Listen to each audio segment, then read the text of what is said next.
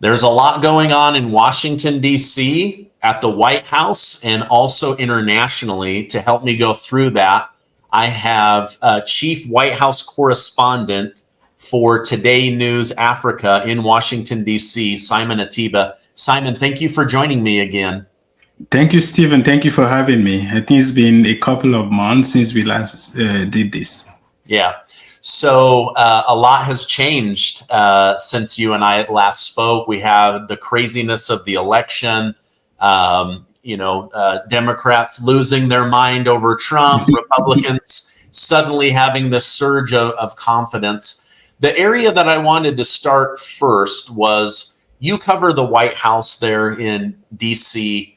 What is the feeling right now from your perspective of President Biden approving long-range missiles being fired into Russia? Because from what I'm seeing on the internet, a lot of people are very confused why an exiting president with less than 63 days would suddenly say, yeah, go ahead and attack one of our nuclear enemies. What's the feeling there in D.C.? I think it's mainly confusion, right? President Biden has less than 70 days in office. He's leaving on January 20th, 2025. And it's almost like burning it down before the next guy comes in. And so, and we already know what the president-elect wants to do. He wants to end the war. He said it repeatedly. He wants negotiations because, we spend hundreds of billions of dollars and hundreds of thousands of people have died on both sides, and it's not brought any resolutions. And for you to approve targets inside Russia when you have just less than 2 months to go, it's almost like a trap for the next guy and starting a World War III before the President Trump gets to office on January 20th, 2025. Okay. When you're in the area where the other news correspondents are, do you see, do the left-leaning media kind of gather together and the right-leaning, or do they mix when they're, speaking with Karine Jean-Pierre? So the White House, 80% of people are left-leaning, right? President Trump doesn't have a lot of support in DC. The people who have said some good things, balanced things about President Trump are people like me and maybe the New York Post and Fox News, just a few of them. But 80 to 90% of the media in the briefing room are left-leaning media. You can go from the first row where you have CBS News, ABC, the same people, CNN, and all of them. And so he doesn't have a lot of support. You can see during the last election, almost 80 to 90% of people in DC voted against President Trump. So he's not very liked here, and he's not very liked in the media, not because of what he's done, because of his politics. Because in the briefing room, you have a few media outlets that are right-leaning. And that's why President Trump is trying to shake things up. He's already said he will change many things in the briefing room, including trying to give seat to right-leaning media. They don't have seat, and the few right-leaning media who are there, except maybe Fox News, usually they're at the back or they don't even have seats. And so the system is already rigged from the start. There are 49 seats in the briefing room, and I can guarantee you 30 to 35% of those seats are occupied by people who already believe that the people on the right, they are fascist and they are racist and all those things. And it's a tough situation. The few people who are there who can be fair, who can be balanced, are people like me and people like Stephen Nelson of the New York Post, and maybe some people like Fox News. Okay. Very few people, but the rest, it's the same story every day. Okay, so now that I better understand that, thank you for that. when it comes to the president's final 2 months, this war situation with Russia, Putin, Ukraine, Zelensky, do the left-leaning media see his proposal of attacking Russia directly as a good thing, or privately are they saying, what is the president doing? Why would he authorize this? Yeah, most people that I've spoken to are asking questions, but they don't criticize. There's an arrangement in DC where you don't criticize presidents from the left. All you need to do, Stephen, is to compare the way they covered President Trump and the way they covered President Biden. For President Trump, they were really aggressive. They were asking questions. They were interrupting him. You have Jim Acosta and all those people in the briefing room who didn't actually show him respect. But with President Biden, they're like, no, you have to show him respect. How can you raise your voice? They need to kick you out. And so even when they ask questions in private, they don't really criticize the president in public. Because in DC, everyone seems to have agreed that President Trump is really a bad person who would start World War III, even though he was in power for 4 years and he didn't start any new war, and who will burn things down. And so all you need to do is to see some of the nominees that he has, picked, selected so far. All of them are bad. Matt Gaetz is bad. RFK is bad. There's no single one who is good for the DC media. So it's going to be a tough time. They ask questions in private, but they don't criticize and they don't challenge the president in public. Interesting. Okay. I knew you would have an insider perspective that would be interesting. Is there worry there in DC that Biden may be intentionally making things bad for Trump with Russia and Ukraine before he can even get into office? Yeah, exactly. Different things, right? You have the war in Ukraine where it seems he's making things worse before the next guy comes to office. I mean, how do you explain that you will give Ukraine permission to strike deep inside Russia when you have only 2 months in power? And the next guy, we have 4 years to fix the mess that you've created.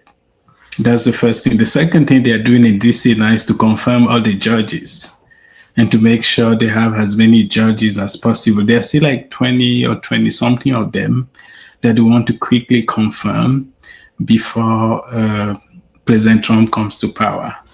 It's their right. They have the right to confirm judges while they have power. But the reason they are doing that is they claim officially to protect democracy and ensure that because President Trump can remove them when he gets in January. And so they are rushing to confirm them. And also we understand that they are trying to rush to appoint a certain number of people and take some measures that will make it difficult for him to change the status quo here in Washington, D.C. when it comes to power. I think the advantage that he has is because he won such a big election where he not only won the White House, but the GOP was able to win the Senate and the House at the same time. So I think that is going to be a great and interesting thing to watch and see how he will be able to achieve a lot of things that he might not have achieved the first time, because first he didn't know the system very well. And this time he knows the system very well. He knows the people who can actually do the work, and he has both chambers of Congress to be able to pass legislation and be able to move things forward. Okay. I know it's Biden and the Democrats' rights to put these judges in, but you probably remember 4 years ago when Trump was trying to put a Supreme Court justice and other federal, they kept saying Trump should stop. He should allow Biden to fill the Supreme Court and Biden to fill These federal judges, it's just hypocrisy. You know? Yeah, it's hypocrisy. Back then, what they were saying is too late. It's too late. He has how many days to go, and this is not the time to, change the Supreme Court. So the main thing is DC. The first thing everyone learns in this is the hypocrisy, right? Like everything they blame President Trump for, they've done it. There are also people on the right who blame people on the left for the same things that they've done. So it's politics, and they are trying to confirm those judges, and they won't confirm all of them before he gets to power. Actually, they also want one Supreme Court justice to retire quickly so Biden can appoint someone else, can nominate someone else. Have you heard the rumor that they want Justice Sotomayor to retire so they can put Kamala Harris in? Any truth to that? No, so I didn't hear about that. You be Kamala Harris, but they want her to retire. Okay. So that they can put someone else in. We had Senator Bernie Sanders saying that he doesn't agree with that, but it's something that they want done. They don't want Trump to appoint 4 Supreme Court justices. It's going to be too much for them, and they don't want that. Okay. Today's economic environment is still really stressful for a lot of us, but with the Fed finally dropping rates, there is no better time than now to put you and your family in a better financial position. If you're a homeowner, American Financing is helping thousands of families just like you who have been putting everyday expenses on credit cards get out from underneath the debt by tapping into their home's equity. American Financing is saving their borrowers over $800 a month on average. $800 a month is like $10,000. Now, it costs absolutely nothing to find out how much you can save.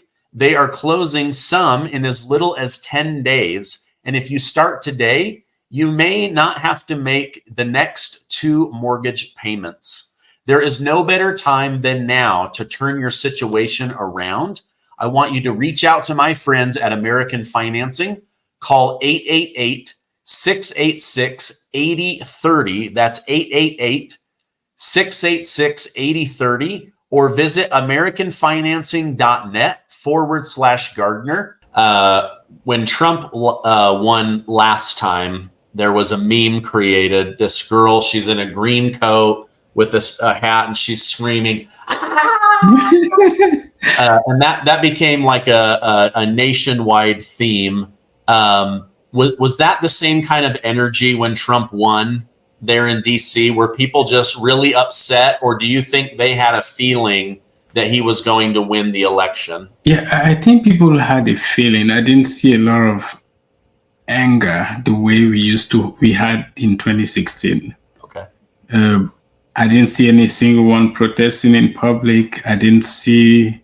I actually saw a lot of people expected it, even though they didn't expect him to win so easily. They didn't expect him to win all those battleground states.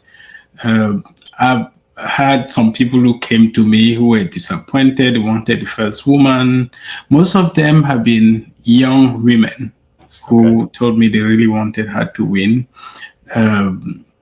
So I've not seen people really complain that Trump is coming. They don't like him. In DC, they don't like him. Okay. They don't like him in the briefing room. They don't want him in DC, but they don't have a choice because he's won the election and he has a mandate to lead the country for the next 4 years. So, but people are quiet. People are calm. Going back to your comment about women wanting a woman president, do you think? Let me see if I can say this correctly. Did they just want a woman president, even if it was Kamala, or did they want a good woman to be the first female president? A lot of people here watch CNN and they watch MSNBC and ABC News and read the New York Times and the Washington Post and Politico and all of them. And so every woman who is on the left will be painted as a very good woman. And so they don't really know. They just felt like, we needed someone new who, especially because, they painted Trump to be this racist, Hitler, and, this dangerous guy who was going to burn everything down. And as I kept telling them for 2 years, President Trump was president. I don't agree with everything he says, and, especially about immigrant feminine. I kept telling them he's been president. He was president for 4 years. He didn't do those things. He didn't even use lawfare. He didn't arrest anyone. He didn't go after Clinton. He didn't do any of the things that you're accusing him of doing. You can disagree on any politics. You can disagree on other things. But to make him look like someone who was going to destroy the whole country, and, it was complete nonsense. And they knew it. So. Okay. You mentioned hypocrisy being a necessary skill set to survive in DC. Do you think it is a little strange that for the last couple of years they've said that Trump will destroy democracy, but then when he won the election, they said, "You see, democracy works and it's strong." Yeah, and. The funny part for me was when President Biden received him at the White House on Wednesday. And so if you read some comments online, people say he's receiving Adolf Hitler, in the White House, because he said, this guy will destroy democracy. He's the German dictator. He will, use the military against citizens. He will go after Adam Schiff and Nancy Pelosi, but it was politics. They know he's not going to destroy anything. The only thing he did was to tell people what people really wanted. Beyond the stat, beyond telling people, hey, the economy is great, but I can't afford rent. The border is closed, but millions of people keep coming. And so he just spoke to the people, and they kept quoting stats, and they missed, they lost the people trust, and they know that he's not going to destroy any democracy. They know that he's not going to go after Harris. He's not going after Clinton. He's not going to arrest those people or even try them. So they knew it. It was just politics. Okay. You mentioned a lot of people in DC watch MSNBC.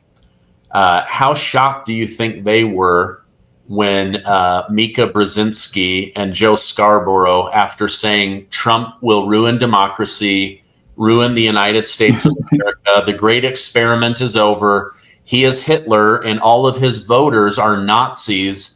Yeah. And then within days of winning, they privately, quietly fly down to Mar-a-Lago to have a meeting with him. If you were a viewer of their show, wouldn't you be like, okay, I can never trust you guys again. You literally convinced me this man is Hitler, and now you're at his house kissing his butt. What are your thoughts on that? Yeah. A lot of people were really outraged in DC. They need someone to fight back. They need someone to oppose Trump, and these are the people they look up to. Every morning at 6 a.m., they are there telling people how bad the right is and how evil Trump is and how dangerous anyone on the right is. And now that Trump has won, they quietly went to Florida to meet with him, and they tried to justify it.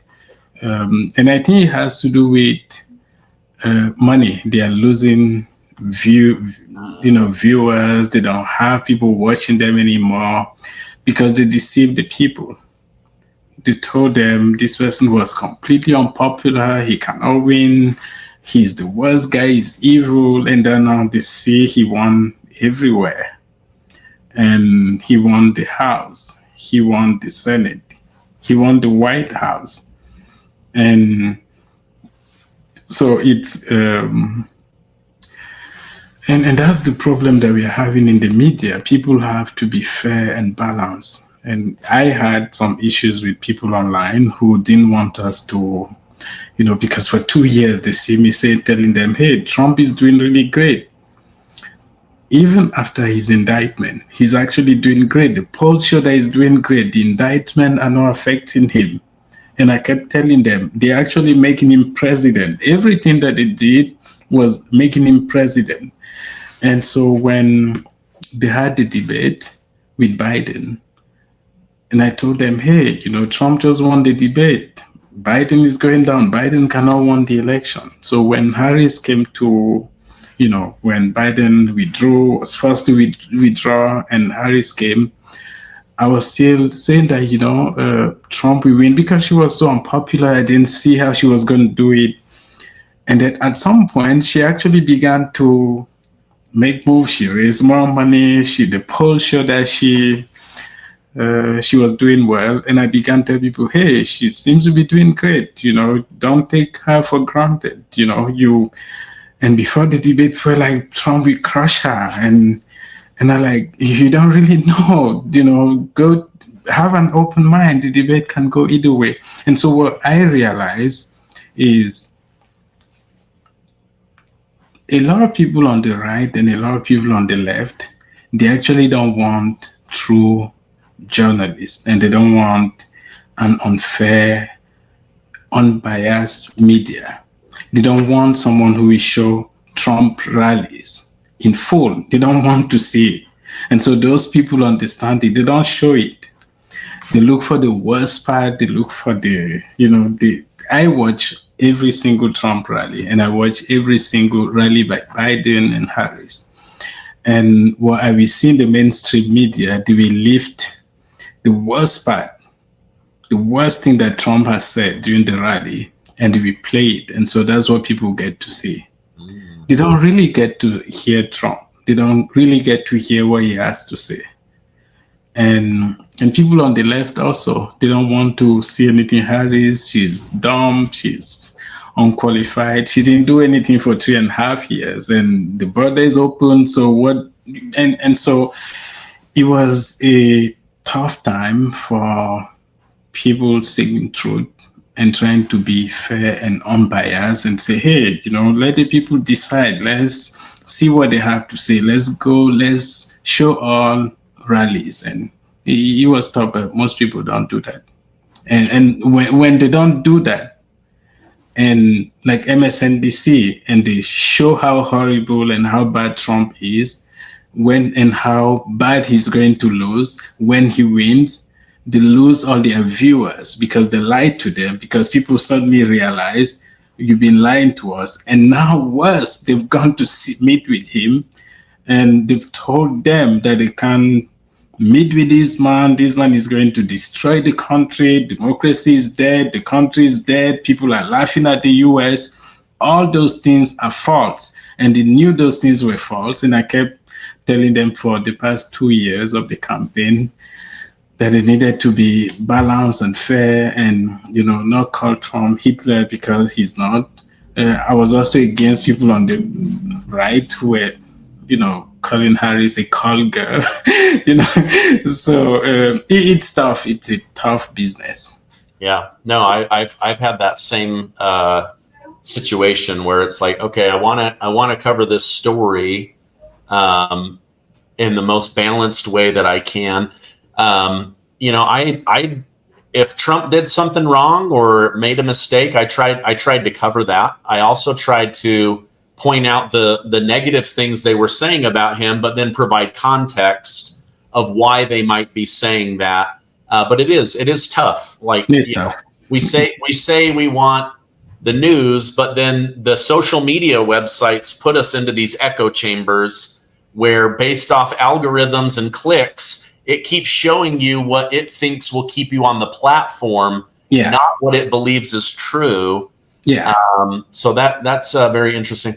Okay, you wrote over on your X account, Gaetz, Gabbard, RFK Jr., Hegseth, and Dr. Oz. Trump defends patriots under attack, writing, "This is what the radical left lunatics do to people. They dirty them up, they destroy them, then they spit them out. They are trying that right now with some great American patriots who are only trying to fix the mess that the Democrats have made of our country.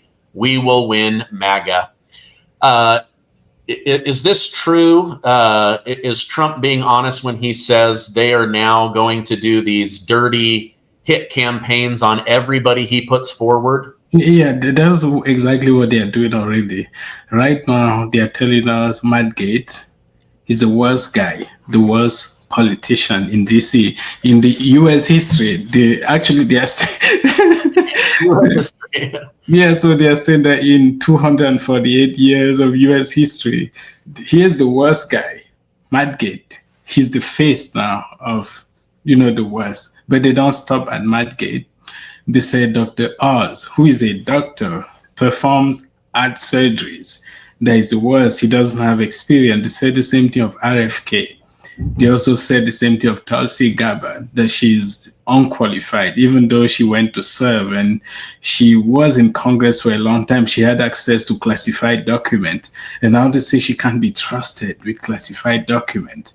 And so that's what they do. And the same people who are condemning these nominees are the same people who praise almost every single person, including people who didn't even have any qualification when it comes to medicine, who were asked to lead HHS, the Health and Human Services. Yeah. And so it's the hypocrisy in DC. And even as a journalist, you need to understand that hypocrisy. The fact that on The View, on ABC, on MSNBC, on Money Joe, on Rachel Maddow, on Jen Psaki, and on all of them, they don't have anything good to say about any of the nominees. Yeah. President Trump has nominated almost 20, nominated and appointed up to maybe 30 people now. No single one of them is a good person. No single one of them qualifies. And so you need to understand that hypocrisy. The only problem that I have with the right is when you also point out, maybe President Trump says something that is not true, and you point that out, then you become the enemy. People, they attack you, and you're like, hey, I'm not against him. I'm just saying that this particular thing is not true. And they're like, no, you've sold out. Who gave you money? And and I'm like, I don't request. I wouldn't accept, because all you have as a journalist is your integrity. Once you don't have integrity anymore, no one trusts anything that you say, because you've sold out. And I'm like, no, I'm not. You know the people who receive money from Russia. You know the people who receive money from the campaign. You know all the actresses and stars and who receive a lot of the millions of dollars from Harris' campaign. She still lost. I'm none of those people.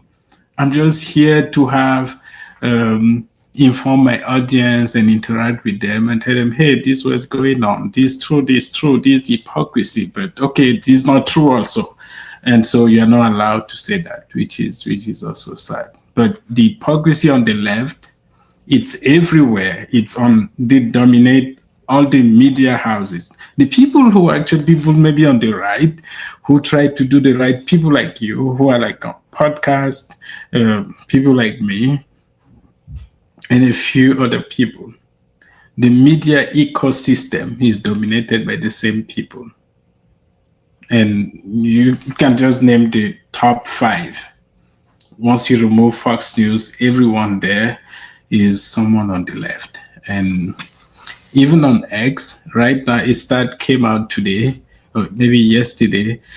They still have 48% against 47% of Republicans or people on the right who use X. It used to be 68 to 31%. Wow. So yeah, they've lost a lot of ground, but they are still the majority. And so it's sad what's going on, and it's sad that it's hard to really get to know the truth, and they can't cover President Trump fairly.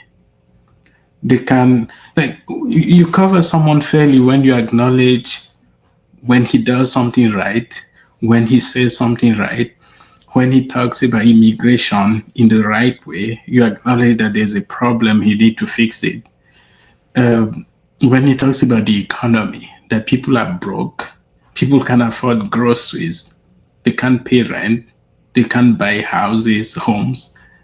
And when he talks about the ordinary people, you need to acknowledge that, but they won't do that. What do we do when they cover him is to go to Israel and pick the worst thing, the worst line, the worst quote, and that's what we play to their audiences. And, that's unfortunate. Yeah. It's like when they said, President Trump, who do you want to win the Russia-Ukraine war? The people of Ukraine or Russia? And he's like, I just want all the killing to stop. And then they write, Trump refuses to convince him. Exactly. Yeah. That's crazy. It's crazy. Well, Simon, I know you got to get back in there. I appreciate you taking time out of your busy schedule to come on. If people want to follow you online, can I push them to your X account so that they can follow you? Okay. Yeah, my X account. Okay, I'll put a direct link to that down below so that people can follow you. I enjoy following your feed. You do a great job of, I believe, giving a balanced insider's perspective. So I appreciate you coming on. I hope you have a great rest of your day. You too, Stephen. And you are doing a great job, and I appreciate what you are doing. Thank you. Thank you.